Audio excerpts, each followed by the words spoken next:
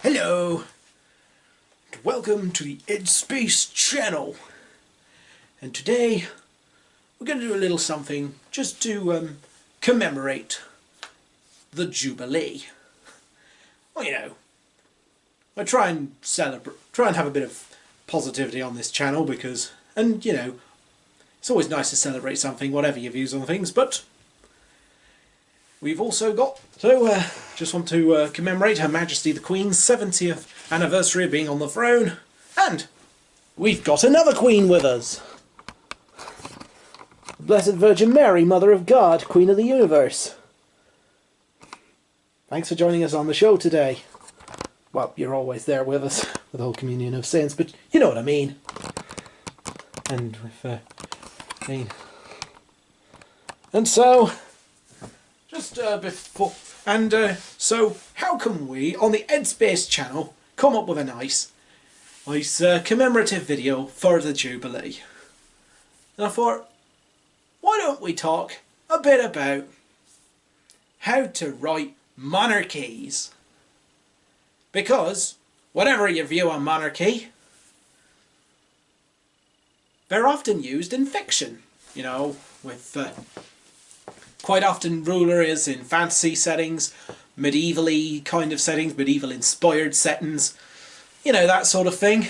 Sometimes even science fiction will have a monarchy or two, and so, what can history tell us about how to write a decent monarchy?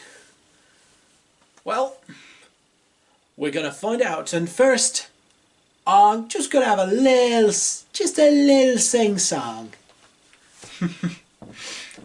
And so feel free to stand and for the anthem.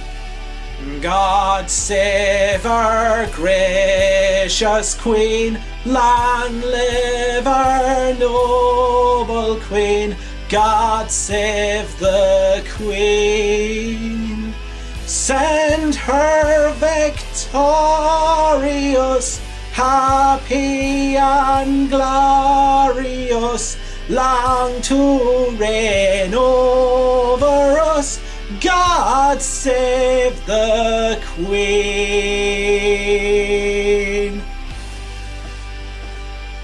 Hopefully my singing wasn't too bad for you.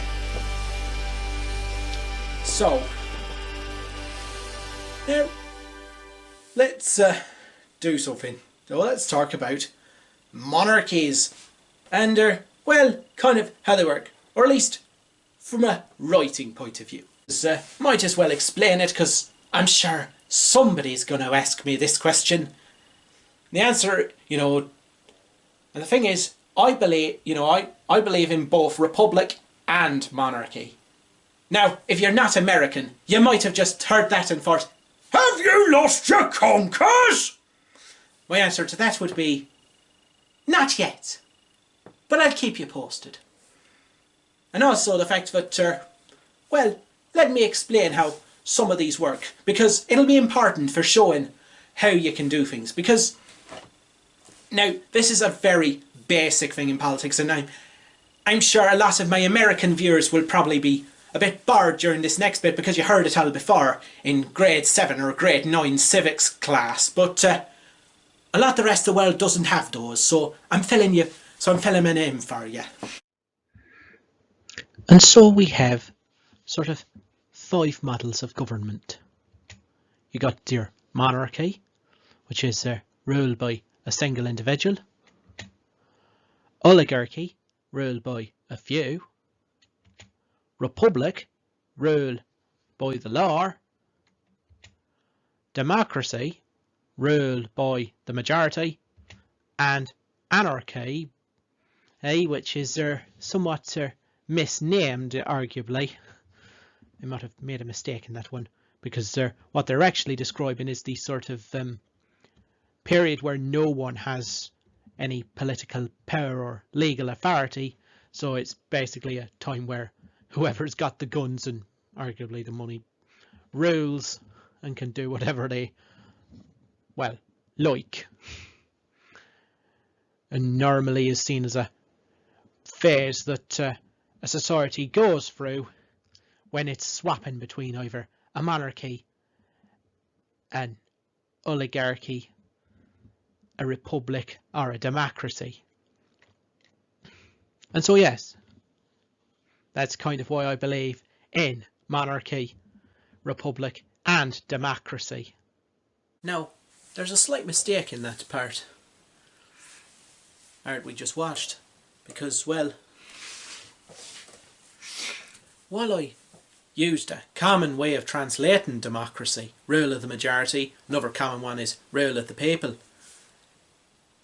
that's not a strictly accurate understanding, especially given the historical context of ancient Athens when this concept was designed. Because democracy means rule by the daimoi, and well, at some point people assumed that daimoi were individual people walking around like you and me. But well, they're not. They weren't actually that when the system was devised. President Sunday could probably give you a far better explanation than I could. But basically, from what I gather, a democracy would mean ruled by the daimoi, or these subdivisions of a state. They're not self-governing like states are in America, but or Canada. There's provinces and territories in Canada. But well, I mean, they may be. But the sort of essential point of these daimoi is that they're localized regions that come together to make decisions with the other daimoi in order that the sort of central state authority, rather than local sort of like traditions like the clans and cults or what have you, the local area or familial loyalty would be pushed back, and the state would come in, and the sort of voter would be reconnected towards the state, as it were, something like that. Because when talking about monarchy, democracy, republic, whatnot, point is, it's designed to ask and answer a sort of fundamental question. How do we make the law? Or who gets to make the law? Now, that's quite a complicated question, and yes, and even one might ask, what even is the law? Well, I mean, Muhammad once said that the law is like a fortress on a hill that no army can take and no flood can wash away. And, well, I'm going to be honest with you guys. I used to be a political activist. And, well, I wish that statement was... I mean, I don't know whether Muhammad meant it as an ideal for how things should be, or...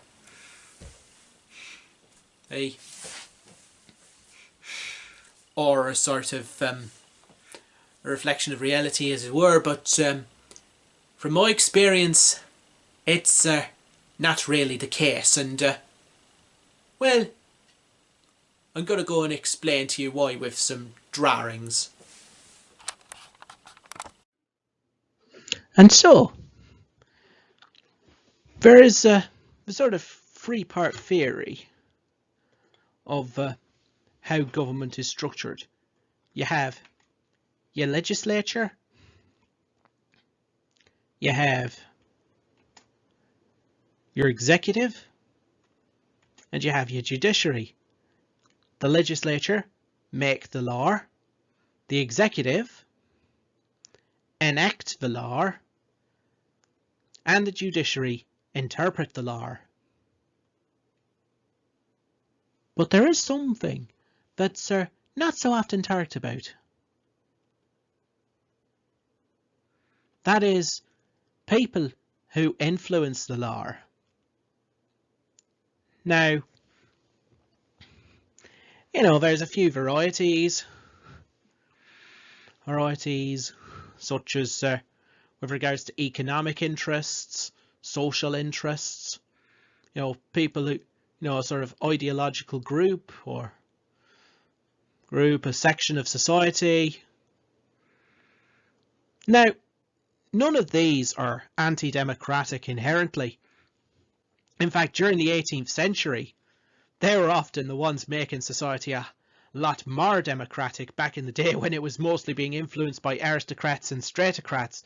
Stratocratic meaning referring to rule by the military. But and so they're often you might now, yes, there can be times where they are exclusionary, and as a writer you can always have them being people using social or economic power, or both, to exclude the ordinary people and create a sort of pseudo-oligarchy, or oligarchy in all but name. And this doesn't necessarily have to be a left-right thing. Not all ideologies are left-wing, not all sections are right-wing, not all economic interests are centre. Personally, that the picture is more a historical accident than anything else. And ordinary people can rally together to gather social or even economic power, which helps influence our.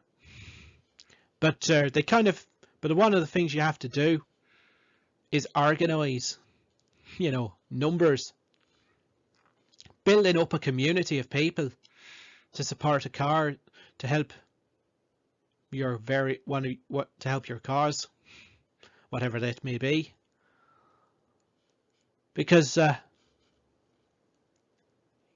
thing is, these guys can if these people have economic or social power, they can use that to influence how bills are made. Bills being like laws before they're enacted and become acts, as it were. They can influence campaigns of political parties. And people can get conscious of how they're going to react. Pressure groups might be a classic example. And executive power as well. This too. Because after all, they can always influence how policy is made. And if there is a democratization of the judiciary,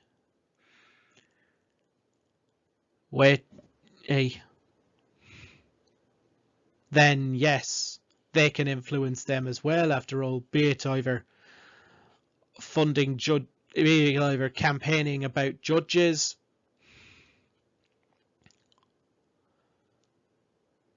as directly, or influencing who gets to be the democratic authority that appoints the judiciary.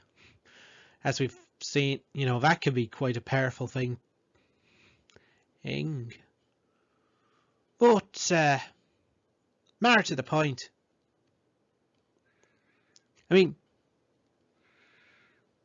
yes, and so if you're a writer, you can actually use these to influence.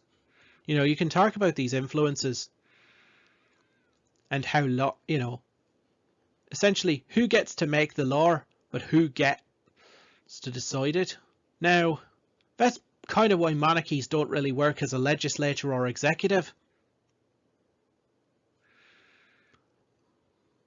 Because you have to be, because of the unique, there's a sort of unique thing about about a monarchy that I'm going to explain later. But it can really, but to an extent, even a non-monarchic dictator is somewhat subject to, because even if you can't be voted out of office in a sense, a military dictator who annoys the wrong people can end up being thrown out of power.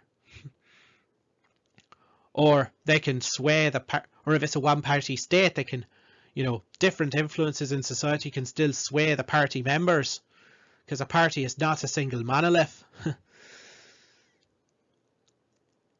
And a judiciary, however, because of their interpretation of the law role, it can be quite devastating for individuals or minorities or quite a few people or anyone who hasn't got the social or economic power behind them to have a justice that is under the influence of someone, because you can't really get a fair trial if the people who are sitting back hearing the case, either in an adversarial system being the sort of referee between the prosecution and defence, or claimant and litigant, or claimant and defendant, or plaintiff and defendant if you prefer, in a civil action, which, fun fact, most law is civil.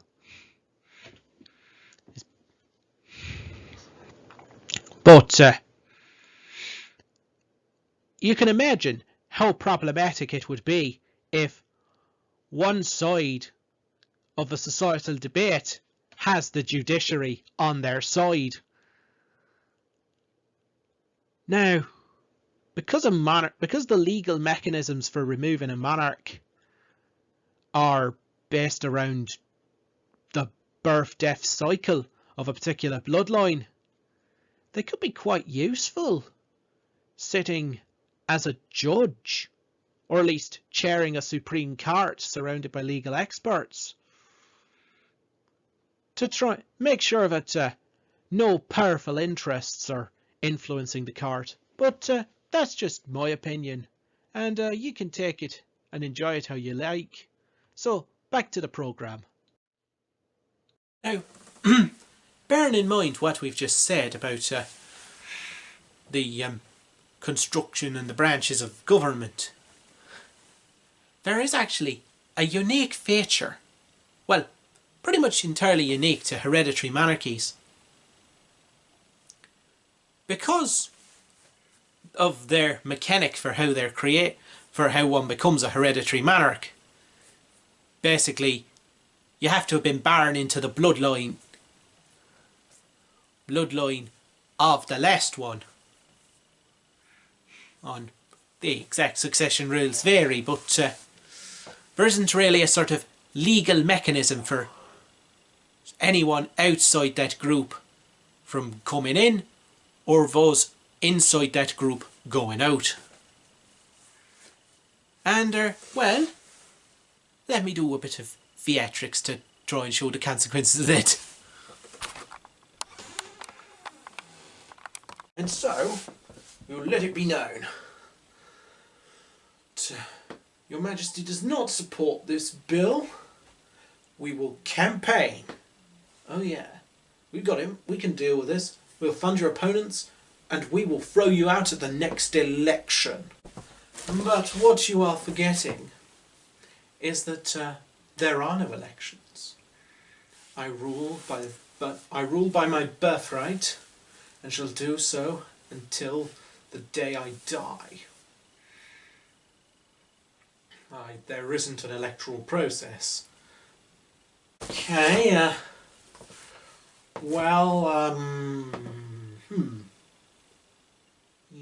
what about money? We could help pay off some crown debt. We'll go hunting with you. That should be fun. Yes. But, if you've got independent resources, that might make things a bit more difficult.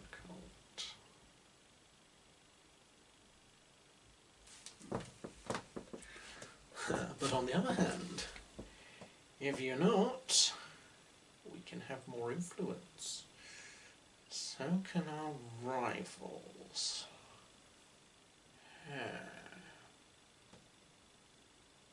How do we get ahead of our rivals?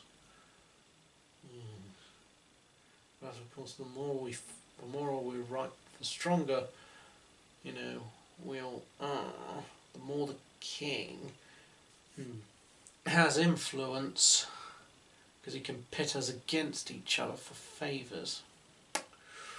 It's a naughty one.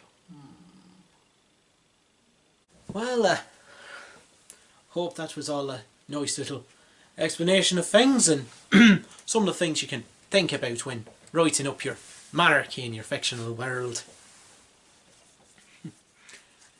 Or a historical fiction if you like. Now stuff like now we're talking about democracies and stuff like that will probably be in another video. Hope you're having a nice Jubilee celebration if you're celebrating it, and hope you're having a nice day if you're not. Or if you are.